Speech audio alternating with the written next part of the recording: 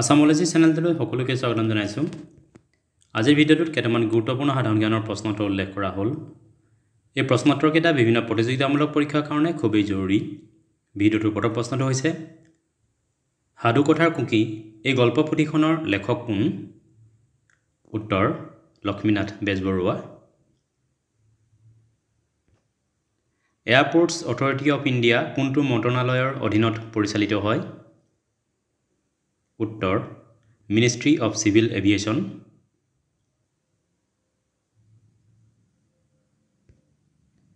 এক মিলিয়ন সমান কিমান?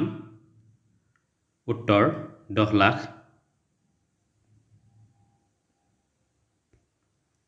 কপৌ ফুলৰ বৈজ্ঞানিক নাম কি? উত্তৰ ৰিংকোষ্টাইলিছ ৰেতুছা। ভাৰতৰ কোনকেইখন ৰাজ্যত সৰ্বাধিক কল উৎপাদন কৰা হয়? উত্তৰ এই ৰাজ্যকেইখন হৈছে অন্ধ্ৰপ্ৰদেশ, তামিলনাডু, গুজৰাট, মহাৰাষ্ট্ৰ আৰু উত্তৰ প্ৰদেশ। মুণ্ডেশ্বৰী দেৱী মন্দিৰ কোন ৰাজ্যত আছে? উত্তৰ বিহাৰত। গংগা নদীৰ উত্তৰ পাৰৰ আটাইতকৈ ডাঙৰ উপনদীখন কি? উত্তৰ ঘাঘৰা নদী।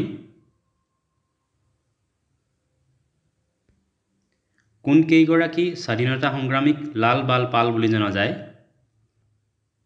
উত্তৰ লালা লাজপত ৰায়, বাল গংগাধৰ তিলক আৰু বিপিন চন্দ্ৰ পাল। এই কেইগৰাকী স্বাধীনতা সংগ্ৰামীক লাল বাল পাল বুলি জনা যায়? ভাৰতৰ ব্যক্তিগত খণ্ডৰ আটাইতকৈ ডাঙৰ বেংক কি? উত্তৰ HDFC বেংক।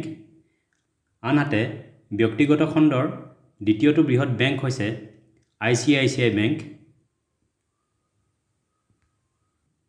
কোনটো তেল শোধনাগাৰ অসম চুক্তি অনুসৰি অসমত স্থাপন কৰা হৈছিল?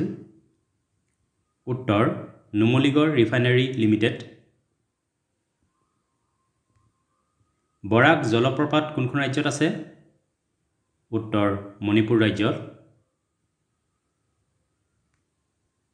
শিখসকলৰ উপাসনা স্থানক কি বোলে? উত্তৰ গুৰুদ্বাৰা। ৰাজ্যপাল পদৰ বাবে এগৰাকী প্ৰাৰ্থীৰ বয়স কিমান হ'ব লাগে? উত্তৰ 35 বছৰ। আধুনিক মানুহৰ বৈজ্ঞানিক নাম কি? উত্তৰ হোমো চেপিয়েন্স। কেনে ধৰণৰ শস্যৰ খেতিয়ে মাটিত নাইট্ৰজেনৰ পৰিমাণ বৃদ্ধি কৰে? উত্তৰ মাহজাতীয় শস্যৰ খেতিয়ে। এইকেইটা আছিল কেইটামান গুৰুত্বপূৰ্ণ জিকে।